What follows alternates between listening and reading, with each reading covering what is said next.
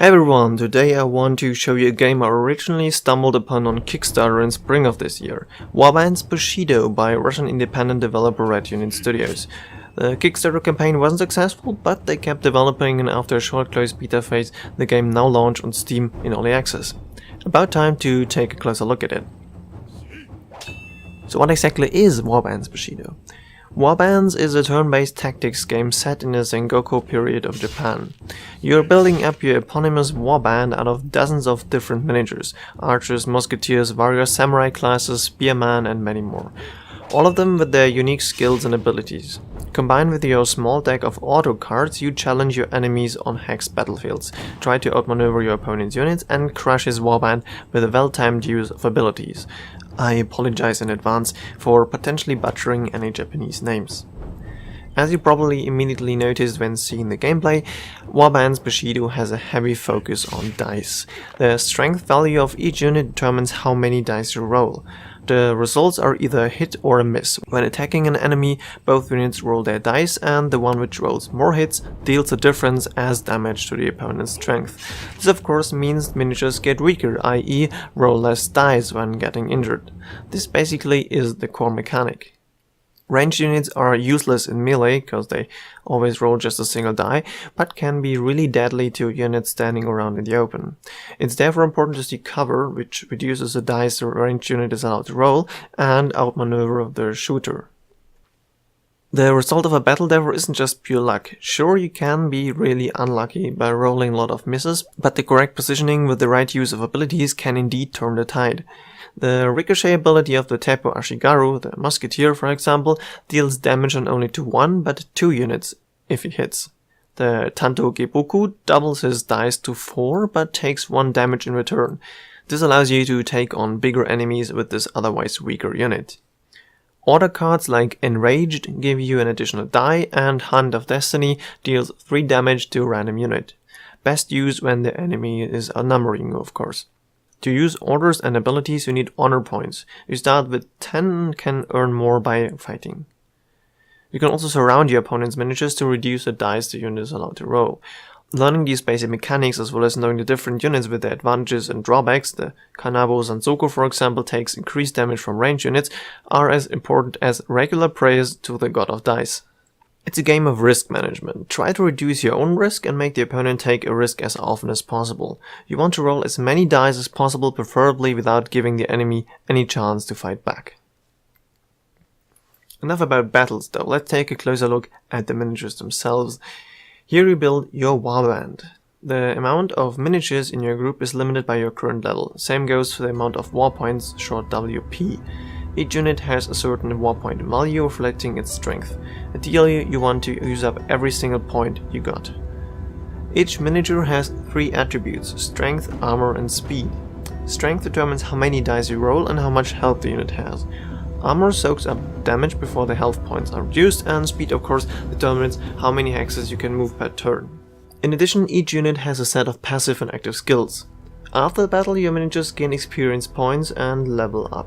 Each level up improves the unit by, for example, increasing its speed or armor or unlocking another ability.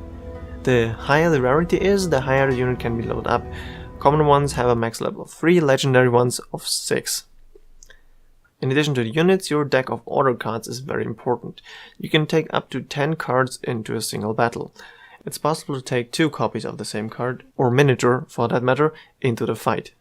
To get these miniatures and cards you have to purchase booster packs with in-game money, as you can see right now in the video. If you are lucky, you draw an epic or even a legendary one. The money to get your hands on those is mainly earned by doing daily quests, but you can also get some coins when leveling up, and for every 3 wins.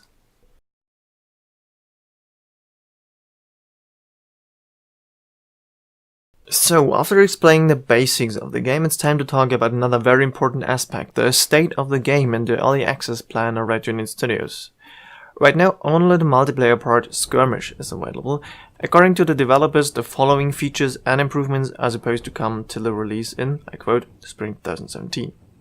More miniatures and cards, a crafting system, regular tournaments, events, a clan system, more skirmish maps, special objects on the maps which may give you a boost, for example a weapon rack or a shogun's banner and more. unit conditions like burning, bleeding, being poisoned, etc., and implementation of additional skirmish modes like Blitz Arena, whatever that means, or battles with more than 2 players. Which basically means there's going to be more content, more intricate combat mechanics, and some nice new features like organizing yourself in clans.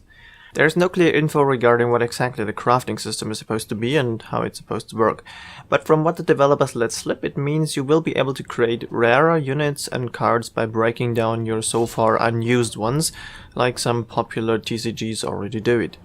Tournaments and events are supposed to offer the possibility to get your hands on some cool prizes or bigger chunks of in-game money. And now, very important for single-player fans, Red Unit Studios also promised at least 3 single-player campaigns for the final game. I quote, "The first grand campaign, as a Swordmaster Samurai, will make our way home through the eastern provinces which turned to chaos during years of war. In another scenario, we'll help a Portuguese merchant resolve a conflict between 2 powerful samurai. And we will also tell the story of a ninja who has to hide from the wrath of his own clan." It's not clear yet if and how your overall level and your miniature collection has an influence on the single player part, and of course the other way around. Those are the plans and promises, but how do things look like right now? The developer is very active in the Steam forums, reacting to feedback, questions and bug reports usually within the same day. There are regular updates with fixes and balance changes, and you really get the impression the small team is listening to the community feedback and taking ideas into consideration. This alone is already worth quite a lot in my opinion, especially since the game itself makes a really good impression so far and the mechanics appear to be well thought out. The first part of the single player was originally announced for December, but right now it looks like January sounds more realistic since there were a couple of bugs which needed fixing first. Fortunately, this happened very fast, so your musketeers won't refuse to shoot at the enemies anymore, and all matches should end properly without being stuck in an endless counting battle results loading screen. Right now there don't seem to be any major bugs based on my personal experience and from looking at the Steam forums. Some other problems are more mechanic based. Right now you only very slowly earn money, making the game very grindy, which is slightly annoying. Another thing is the size of your warband. As explained previously, the amount of miniatures you can take into battle is limited by your level. You start the game with 3 slots and 7 war points, gaining 1 point per level. Additional slots, however, are unlocked very slowly, meaning the size of your warband stays small for a very long time. After about 16 hours of playing and now being level 11, I unlocked 3 more slots, now being at 6 out of 10. Level 6 unlocks 1 slot, while the levels 11, 16 and 21 give another 2 each. This also prevents you from, for example, using swarm strategies with a lot weaker units versus a group of few but very strong ones. I hope they reconsider the system, maybe giving you 1 more slot and 1 or 2 additional war points at the start to allow a wider array of strategies. While battles at the beginning are over in about 5 minutes, the bigger the armies get, the longer the battles take. Some players who've already spent dozens of hours and unlocked almost all warband slots commented that those dragged out fights become slightly bothersome after a while. Here's hoping they later add the possibility to choose the battle size so you're able to fight smaller and bigger skirmishes depending on what you currently prefer.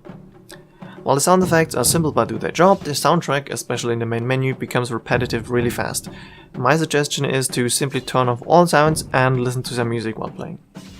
The in-game guidebook is not quite complete, but at least gives you an overview over the core systems.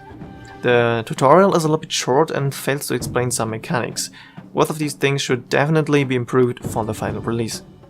Same goes for the translations, which still aren't quite perfect, but well, it's a really small dev team. I recommend playing in English or Russian, of course. From all the features announced by Red Unit Studios, I'm really looking forward to the dice or event log, so I can see which cards were played, which abilities were activated and to which effect, and if my archer really rolled only misses for 3 turns in a row. Friends list and an in-game chat would also be nice additions. The former has been confirmed by now, while the latter will probably be replaced by emoticons. Considering how much rage this game can produce, that's maybe not the worst idea. In conclusion, I think it's safe to say the game itself works well. The core mechanics are all there, and all that's missing is more content and features, as well as some polishing definitely, and potential balancing for new units and abilities. For this, the just €7 are absolutely worth, even if this version currently only features the multiplayer part. The payment model seems to be not completely clear yet. Currently it's like this. You pay the mentioned €7 for the main game. The single player campaigns are supposed to be sold for in-game money as well as real money. No price known. There are no microtransactions and no way to buy in-game currency with actual money. Selling unit and card booster packs for real money is not a thing right now, and it seems to be not quite clear if it will happen at some point. For me, Warbands Bushido is an example of how a good early access project could look like, similar to, for example, the Kerbal Space Program or Dirt Rally. And if you're worried about potential lack of players for the multiplayer, the game simply matches you with a bot if no human player with the same strength as you can be found. Quite convenient. So, if you like tactical board games, I think you should check out Warbands. The full release is, as mentioned before, planned for spring 2017. Thank you for watching, see you next time.